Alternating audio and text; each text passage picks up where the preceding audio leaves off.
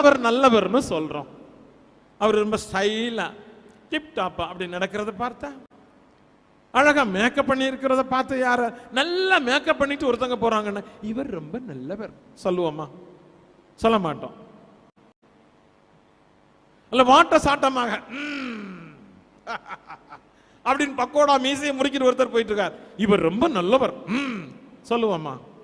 ஆனா ஒரு சிலரை பார்த்து அவர் நல்ல ஃபாதர், இவங்க நல்ல சிஸ்டர், இது நல்ல ஆன்டி, இது நல்ல பொண்ணு, இது நல்ல தம்பி, அந்த போறாருல அது நல்ல தாத்தா, நல்ல என்ற ஒரு வார்த்தையை நாம் சொல்லுகின்றோம். அடிக்கடி பலரை பார்த்து இந்த வார்த்தைகளை நாம் சொல்லி இருக்கின்றோம்.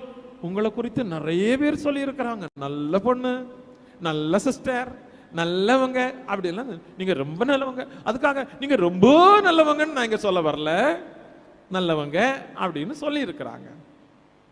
எதை வைத்துக்கொண்டு ஒரு மனிதரை, ஒரு மனுஷியை பார்த்து நல்லவர் என்று சொல்கின்றோம்? அவர் இந்த சமூகத்திற்கு தன்னால் இயன்றதை கொடுத்து கொண்டிருக்கின்றார். தன் நடத்தையால், தன் வாழ்க்கையால், தன் வார்த்தையால், தன் அணுகுமுறையால் தன்னை இழந்து கொண்டிருக்கின்றார். இழப்பவரெல்லாம் நல்லவர்கள். தன் வாழ்வால் அடுத்தவர்களுக்கு வாழ்வை கொடுத்து கொண்டு